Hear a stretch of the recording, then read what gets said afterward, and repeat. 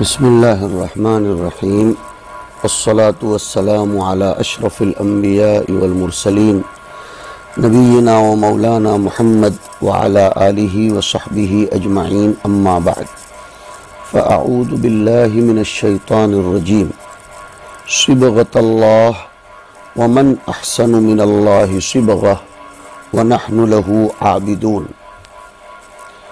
اس آیت کو ماقبل سے ربط یہ ہے کہ جب تمہیں یہودیت اور نصرانیت پر آنے کی دعوت دی گئی تو ہم نے تم سے کہا تھا کہ یہ کہہ دو کہ بل ملت ابراہیم حنیفہ، نیز یہ کہو کہ قولوا آمنا باللہ وما انزل الینا الی آخرہ، اور یہ بھی کہہ دو کہ صبغۃ اللہ۔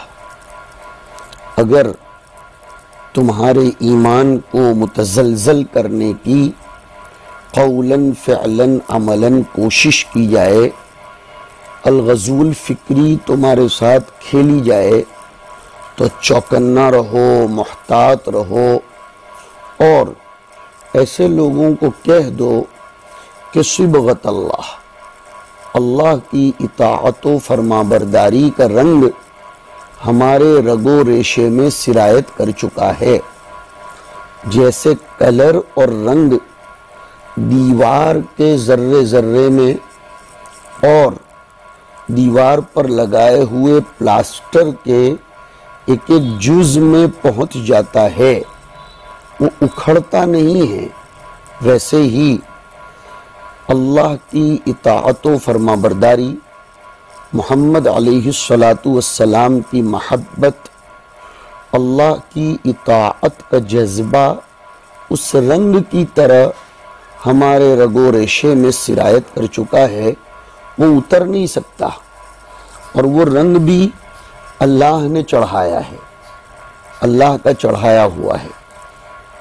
یہ مفعول مطلق کی اضافت کر دی گئی فعل کے فاعل کی طرف، جیسے وعد اللہ ای وعد اللہ وعدا، صنع اللہ الذی اتقن کل شیء ای صنع اللہ صنعا، یا پھر صبغۃ اللہ منصوب علی الاغراء ہے، یعنی الزموا صبغۃ اللہ۔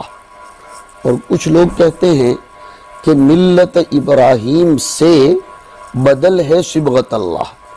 ملت ابراہیم نام ہے اللہ کے چڑھائے ہوئے اس رنگ کا جس کو کوئی اتار نہیں سکتا۔ اور اردو زبان میں بھی اگر کوئی شخص کسی بات میں رچ بس گیا ہو، یا کوئی بات، کوئی چیز، کوئی امر اس میں رچ بس گئی ہو، تو اس کو بھی رنگ دیا گیا سے تعبیر کرتے ہیں، یا یوں بولتے ہیں فلاں پر تو علم کا، تعلیم و تعلم کا رنگ چڑھا ہوا ہے، فلاں پر دعوت و تبلیغ کا رنگ چڑھا ہوا ہے، فلاں پر تصنیف و تالیف کا رنگ چڑھا ہوا ہے، فلاں مطالعہ کتب کے رنگ میں رنگا ہوا ہے۔ اردو میں بھی یہ تعبیر بولی جاتی ہے۔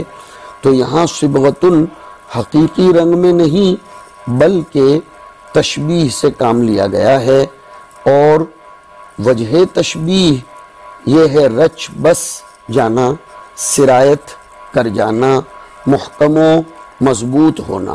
صبغۃ اللہ، ہمارے مصنف فرماتے ہیں مصدر مؤکد لآمنا، یہ صبغۃ اللہ مصدر مؤکد ہے آمنا کا، یعنی آمنا باللہ، اور وہ آمنا سے مفعول مطلق من غیر لفظ ہی ہے، اس لیے کہا کہ مصدر مؤکد لآمنا، جلست قہقرا، جلست قعودا، رجعت قہقرا، تو ایسے آمنا صبغتاً مطلب ہے اللہ کی تطہیر، رنگ کے ذریعے دیوار پر لگے ہوئے گندے آثار، میلے پن کو دور کیا جاتا ہے، ویسے ہی ایمان نفوس کی تطہیر کرتا ہے۔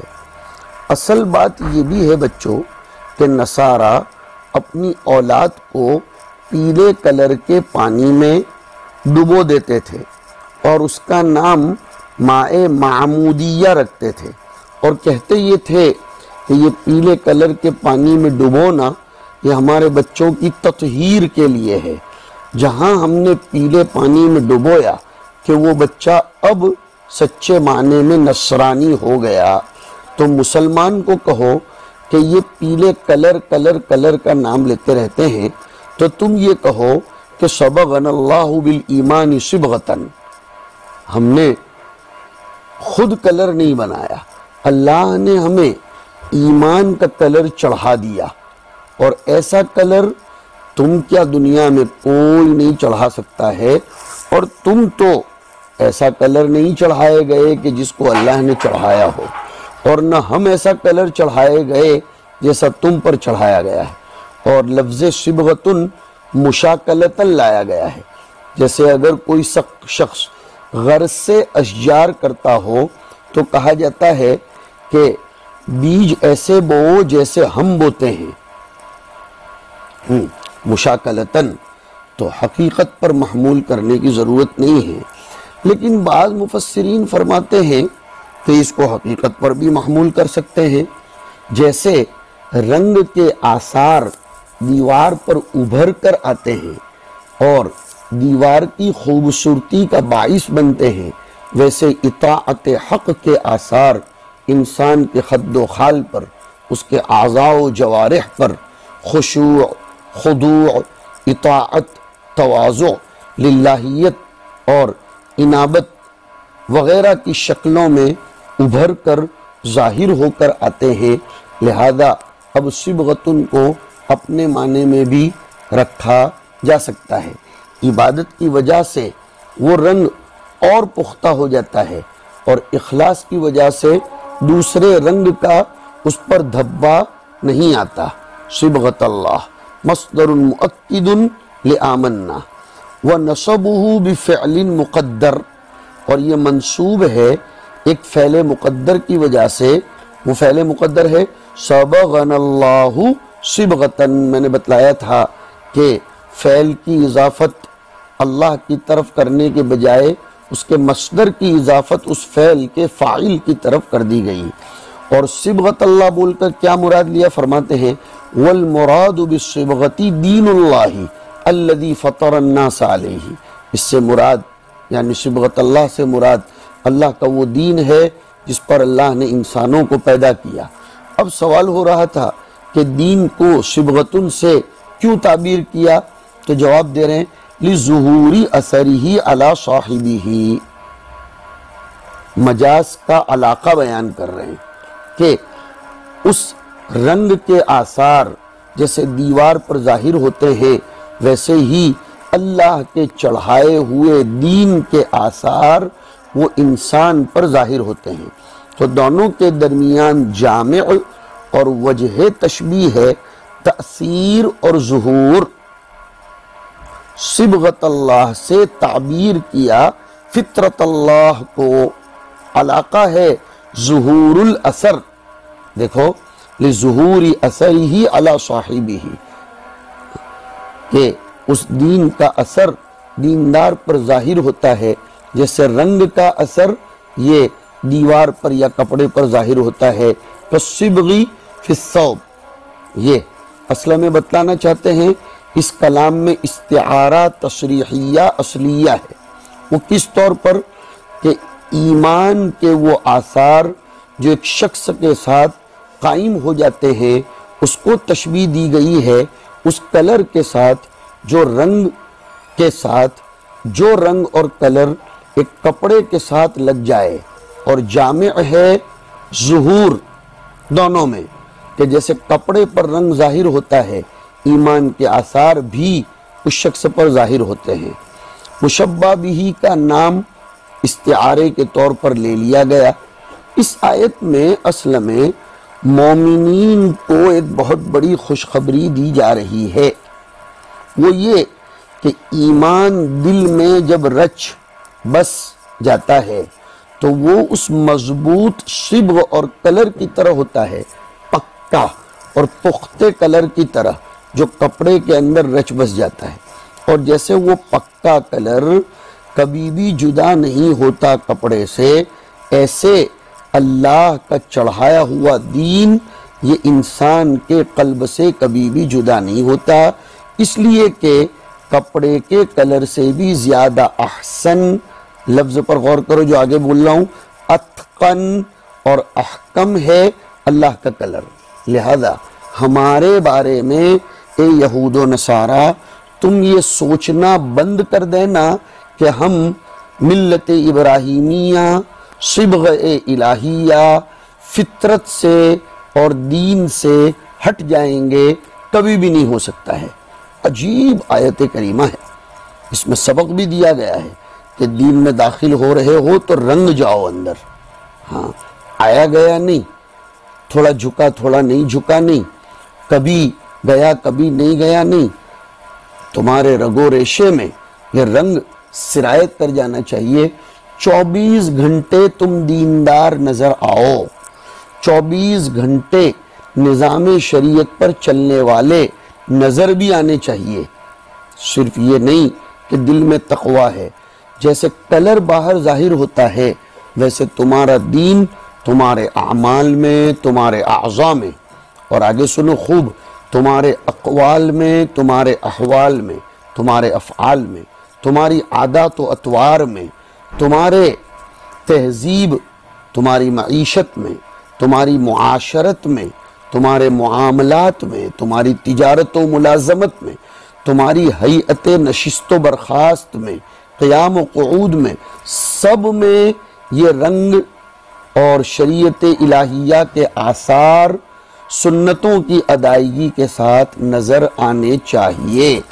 جب یہ ہوگا تو تم کہہ سکتے ہو کہ صبغت اللہ، اور جب اتنا زیادہ رچ بس جائے گا انسان کے اندر اللہ کا دین جیسے کلر رچ بس جاتا ہے، تو پھر کسی کی دعوت و دعایت تم پر اثر نہیں کرے گی۔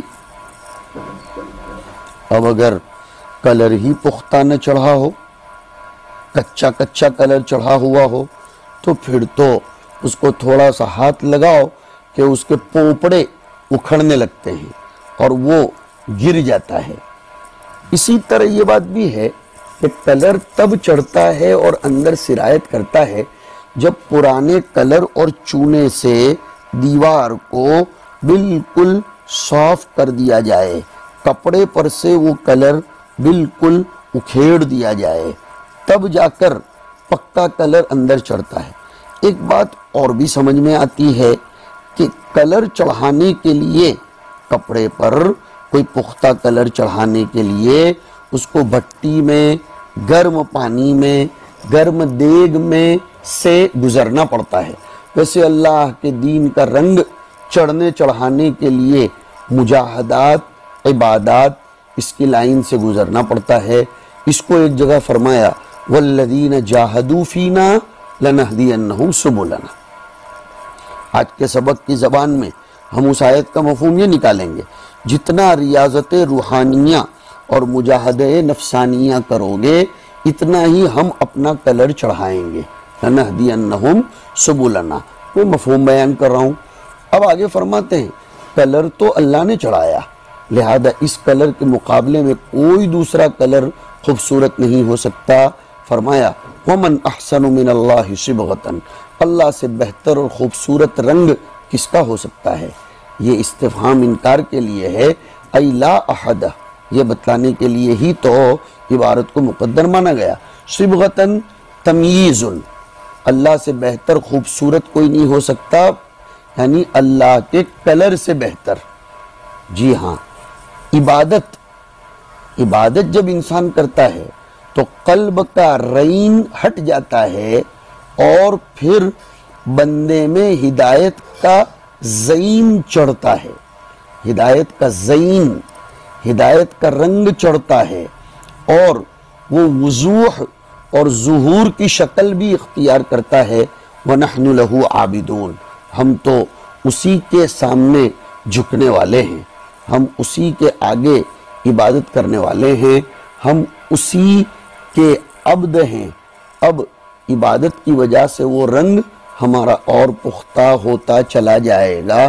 تمہیں ہم سے امید نہیں رکھنی چاہیے کہ یہ کلر اتار کر ہم تمہارے دین میں آئیں گے۔ یہ بات یہاں ختم ہو جاتی۔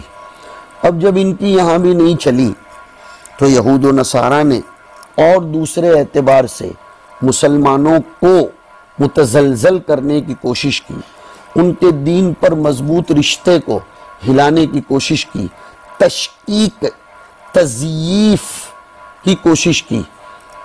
کس طرح؟ دیکھو، قال الیہود للمسلمین، یہود نے مسلمانوں سے کہا، نحن اہل الکتاب الاول، ارے ہماری کتاب تو تمہاری کتاب سے پہلے ہے، وقبلتنا اقدم، ہمارا قبلہ پرانا ہے۔ تو گویا انہوں نے اولیت زمانہ اور قدم کو، پرانا ہونے کو معیار حق سمجھ لیا تھا۔ تیسری بات یہ بھی کہی، وَلَمْ يَكُنِ الْأَنْبِيَاءُ مِنَ الْعَرَبِ، اب تک کوئی نبی عربوں میں سے آیا ہی نہیں، سب بنی اسرائیل میں سے آئے، تو تمہارا نبی سچا اس لیے نہیں ہو سکتا کہ اس کی کتاب بعد میں آئی، وہ خود بعد میں آنے والا ہے، اس کا قبلہ بعد میں ہوا، اور وہ تو عربوں میں سے ہے۔ تینوں معایر محمد میں نہیں پائے جاتے، اسلام میں نہیں پائے جاتے، لہذا اس کا دین بھی صداقت پر نہیں ہے۔ وَلَوْ كَانَ مُحَمَّدٌ نَبِيًّا لَكَانَ مِنَّا، اگر محمد نبی ہوتے تو تسلسل نبوت ہمارے خاندان میں چلی تو محمد بھی ہم میں سے ہی ہونے چاہیے، وہ نہیں ہیں، لہٰذا یہ نبی برحق نہیں ہو سکتا۔ فنزل، تو آیت کریمہ نازل ہوئی کہ انہیں اس طرح بولنے کی کوئی ضرورت نہیں ہے، وہ جو کہہ رہے ہیں وہ کیوں؟ سنو، قل لہم، آپ ان سے کہیے، اتحاجوننا فی اللہ، ای فی دین اللہ، فی رسول اللہ، کیا تم اللہ کے دین کے بارے میں ہم سے یہ پرانا ہونے، پہلے ہونے وغیرہ سے حجت بازی کرتے ہو؟ تم ہم سے حجت بازی کرتے ہو، تو خاصموننا فی اللہ، اس بات میں حجت بازی کرتے ہو کہ ان اصطفیٰ نبی من العرب، کہ عربوں میں سے اللہ نے کسی نبی کو پیدا کیا، اس میں حجت بازی کرتے ہو۔ ارے رسول کی رسالت تو مرسل کی مشیت پر موقوف ہے، تمہارے نبیوں کا مرسل یہ بھی اللہ ہے، ہمارے نبی کا مرسل بھی اللہ ہے، وہ ہمارا رب ہے، تمہارا بھی رب ہے، اگر تمہارا ہے تو ہمارا بھی ہے۔ جب وہ رب ہے اور مرسل کی مشیت ارسال میں کام کرتی ہے تو اب اسی سے پوچھو۔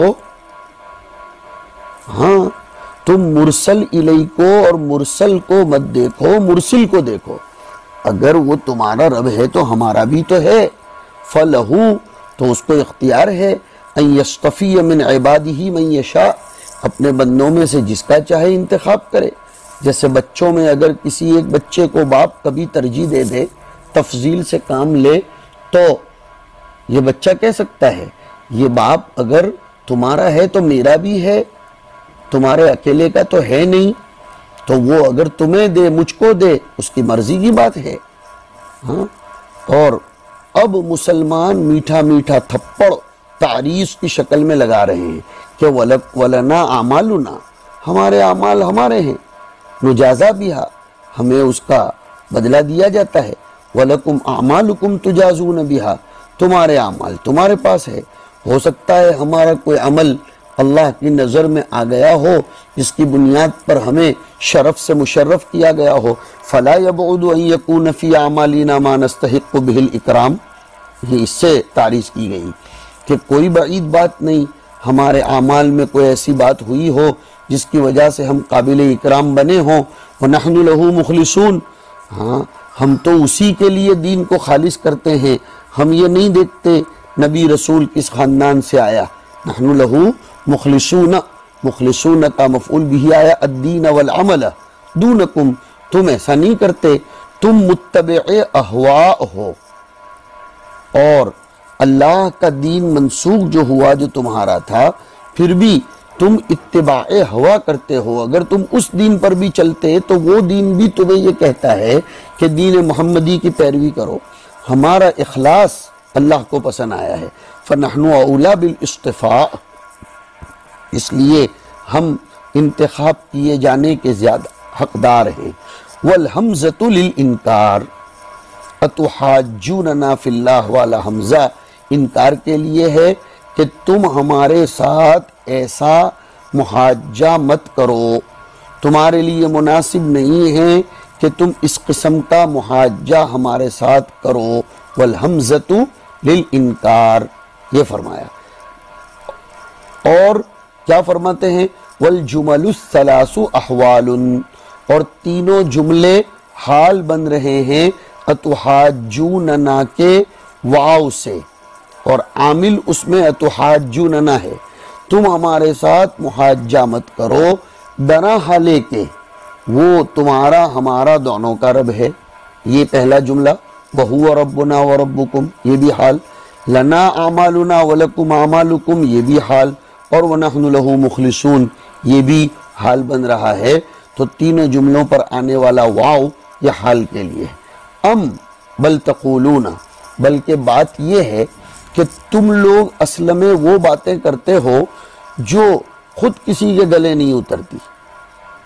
تم یہ جو کہتے ہو نا کہ حضرت ابراہیم، اسماعیل، اسحاق، یعقوب اسباط یہ یہودی تھے یا نصرانی تھے، لہذا اے مسلمانوں تم اس پر بھی آ جاؤ۔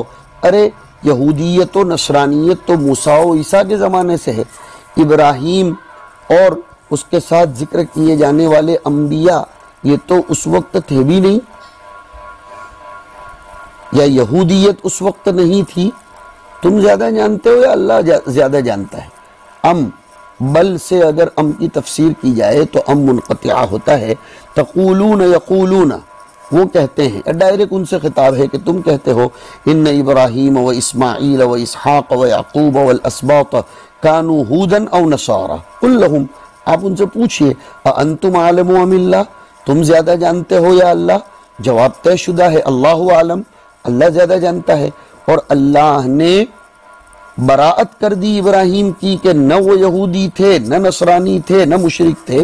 ما کان ابراہیم یہودیا ولا نصرانیا ولکن کان حنیفا مسلما وما کان من المشرکین وقد برأ اللہ تعالی منہما ای من الیہودیۃ والنصرانیۃ ابراہیم بقولہ ما کان ابراہیم یہودیا ولا نصرانیا۔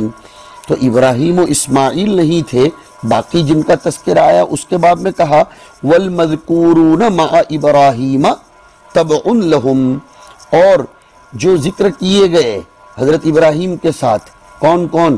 اسماعیل، اسحاق، یعقوب، اسباط، یہ سب انہی کے تابع ہیں، تو وہ بھی یہودی نہیں تھے۔ یہ تو تم نے اپنی طرف سے لگایا، اور تمہیں معلوم بھی ہے، تمہاری کتابوں میں بھی موجود ہے، پھر بھی تم چھپاتے ہو۔ تو چھپانے والوں میں سب سے بڑے ظالم تم ہو۔ ظلم کی الگ الگ شکلیں ہیں۔ مانعین میں سب سے بڑا ظالم بحث گزر چکی، مانع عن المساجد۔ مفترین میں سب سے بڑا ظالم مفتری علی اللہ۔ تو تعتیمین میں، چھپانے والوں میں سب سے بڑا ظالم وہ ہے جو اللہ کی شہادت کو چھپائے۔ ومن اظلم ممن کتم، کتم یکتم بمعنی اخفا من الناس شہادتا عندہ کائنتا من اللہ، من اللہ جار مجرور مل کر کائنن سے متعلق اور کائنتن شہادتن کی صفت۔ اس سے بڑا ظالم کون ہوگا جو اپنے پاس موجود، اپنی کتابوں میں موجود اللہ کی گواہی کو چھپائے، یعنی کوئی اتنا بڑا ظالم نہیں ہو سکتا۔ الا احد اظلم منہ، یہود نے گواہی چھپائی تھی، اس لیے کہ تورات میں محمد کے نبی برحق ہونے کی گواہی موجود تھی۔ وہم الیہود کتموا شہادت اللہ فی التوراۃ لابراہیم بالحنیفیہ، ابراہیم کے حنیف ہونے کی، مخلص ہونے کی گواہی تورات میں موجود تھی۔ اس میں تعریض اس کی بھی ہے کہ انہوں نے محمد کی جو گواہی موجود ہے ان کی کتابوں میں اس کو بھی چھپایا ہے، لہذا یہ بہت بڑے ظالم ٹھہرے۔ وَمَا اللَّهُ بِغَافِلٍ عَمَّا تَعْمَلُونَ، اللہ پاک تمہارے اعمال سے بے خبر نہیں ہے۔ تحدید لہم، اس جملہ خبریہ کا مقصد ان کو چیلنج کرنا ہے، ان کو ڈرانا ہے، اور ان کو تحدید کرنا مقصود ہے۔ یہاں جملے خبریہ یہ نہ تو فائدۃ الخبر کے معنی میں ہے، نہ لازم فائدۃ الخبر کے معنی میں ہے۔ تلک امۃ قد خلت، تمہیں جو بھرم ہے دوبارہ اس کو توڑا جا رہا ہے کہ بندہ عشق شدی ترک نسب کنجامی کہ دری راہ فلاں ابن فلاں چیزیں نیست، تلک امۃ وہ ایک جماعت تھی جو گزر گئی۔ اس سے پہلے بھی اس طرح کی آیت آئی تھی، یہاں تاکید کے لیے مکرر لایا گیا۔ یا پہلی آیت میں تلک امتن سے مراد انبیاء ہے، اور دوسری آیت میں جو ابھی پڑھی اس میں اسلاف یہود و نصارہ ہے، دونوں مراد لے سکتے ہیں۔ تلک امتن قد خلت لہا ما کسبت ولکم ما کسبتم ولا تسألون عما کانوا یعملون، تم سے نہیں پوچھا جائے گا کہ وہ لوگ کیا کیا کرتے تھے۔ جزا سوال کے بعد ہوتی ہے، کسی شخص کو سوال عمل غیر کا کرنا یہ معقول فی العدل نہیں ہے۔ یہ میں اس پر بول رہا ہوں وَلَا تُسْأَلُونَ عَمَّا كَانُوا يَعْمَلُونَ، کہ جزا سوال کے پیچھے ہوتی ہے، اور غیر کے عمل کے بارے میں کسی دوسرے کو پوچھنا یہ عدل کے اندر غیر معقول ہے، اور اللہ کا کوئی کام غیر معقول نہیں ہوتا، معقول ہوتا ہے۔ لہذا وَلَا تُسْأَلُونَ عَمَّا كَانُوا يَعْمَلُونَ، ہمارے مسلمانوں میں بھی بہت سے لوگ اپنے آباء و اجداد کے مفاخر پر اتراتے رہتے ہیں، صاحبزادگی کے نشے میں چور رہتے ہیں، سجادہ نشی کا بھرم ان کے اوپر چڑھا ہوا رہتا ہے۔ ایسے لوگوں کی بھی یہ آیت کریمہ بہترین انداز میں اصلاح کرتی ہے۔ اللہم وفقنا لما تحب و ترضى واجعل آخرتنا خیرا من الاولی وصلی اللہ علی النبی الکریم۔